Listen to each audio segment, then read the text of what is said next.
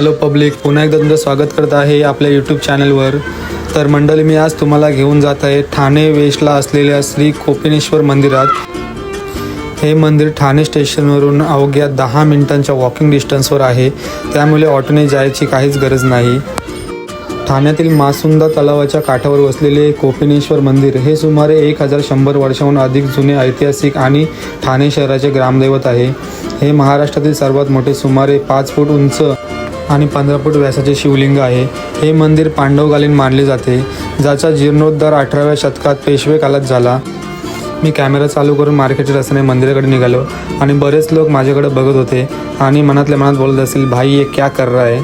पण या सगळ्यांना इग्नोर करून मी पुढे निघालो। 10 मिनिटातच मी मंदिराजवळ पोहोचलो आणि लगेचच मंदिरात प्रवेश केला।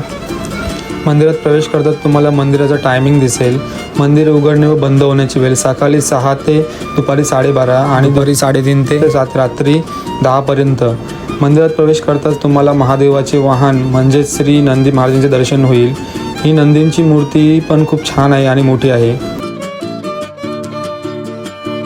पुढे शिवलिंगाचे दर्शन घ्यायला जाताना तुम्हाला हा पुरातन दरवाजा लागेल, जो आकाराने छोटा आहे, त्यामुळे तुम्हाला इथून वाकून जायला लागेल। मी जाऊन आधी दर्शन घेतला आणि मग शूट चालू केला। तुम्ही बघू शकता शिवलिंग किती मोठा आणि आकर्षक आहे। या शिवलिंगावर लोकांचा हातसुद्धा पोचत नाही, त्यासाठी इथे बाजूला टेबलसुद्धा ठेवलेला आहे, त्यामुळे लोकांना शिवलिंगावर जल अर्पण करायला सोपं होईल।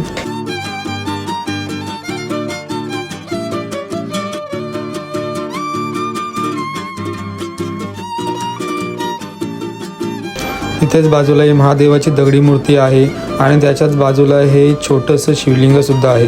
आणि मी याचं दर्शन घेतलं आणि मंदिराच्या बाहेर आलो। मंदिराच्या बाहेर येताच मंदिराच्या समोरच्या भिंतीवर तुम्हाला गणपती बाप्पा दिसतील। मी गणपती बाप्पाचं दर्शन घेतलं। तुम्ही बघू शकता गणपती बाप्पाची मूर्ती पण खूप छान आहे। आणि लगेचच पुढे तुम्हाला लक्ष्मी मातेचे दर्शन होईल। सर्व मंगल मांगल्ये शिवे सर्वार्थ साधिके शरण्य त्र्यंबके गौरी नारायणी नमस्तुते। मी लक्ष्मी मातेचं दर्शन घेतलं आणि पुढे निघालो। त्याच्या पुढेच तुम्हाला श्री हरिविष्णू नारायणांचं दर्शन होईल। मी नारायणाचं दर्शन घेतलं आणि पुढे निघालो आणि मग मंदिराच्या परिसरात असलेल्या मंदिरांचे दर्शन घेण्यास गेलो। हे आहे विठ्ठल रखुमाईचं मंदिर। त्यांचं दर्शन घेताच हे पुढे आहे शीतलादेवी मातेचं मंदिर। शीतलादेवीचं दर्शन घेतलं आणि नंतर पुढे तुम्हाला 4 मुखी महादेवाचं दर्शन होईल। तुम्ही बघू शकता शंकराची पिंड आणि इथे नंदीची आणि कासवाची खूप छान मूर्ती आहे।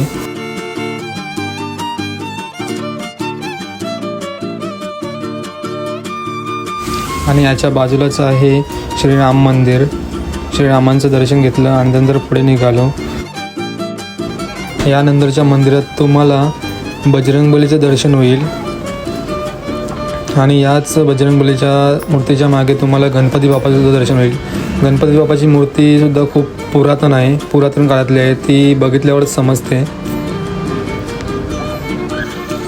इथेच तुम्हाला श्री कालभैरव मंदिर आणि श्री कालीमाता मंदिर यांचंसुद्धा दर्शन होईल। आणि त्यानंतर आहे श्री दक्षिणमुखी मारुती मंदिर। तुम्ही बघू शकता बजरंगबलीची मूर्ती खूप छान आहे। मी इथून दर्शन घेतलं आणि पुढे निघालो। लगेचच पुढे दत्त मंदिर आहे, त्याचेही तुम्हाला दर्शन होईल।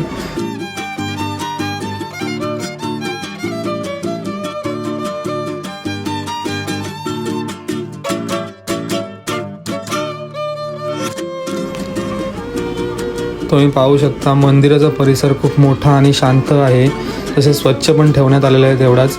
इथे तुम्ही दर्शनासाठी नक्कीच या, कारण इथे तुम्हाला खूप साऱ्या देवी देवतांचे दर्शन एकाच वेळी मिळेल। धन्यवाद तुम्ही हा व्हिडिओ पाहिलात आणि तुमच्या जवळपास कोणता मंदिर असेल तर मला नक्कीच कमेंट करून सांगा, मी तिथे येऊन नक्की भेट देईन। Thank you for watching. Please like, share, comment आणि सबस्क्राईब करा आणि बेल आयकॉन नक्की वाजवा। धन्यवाद। भेटूया आता पुढच्या व्हिडिओमध्ये।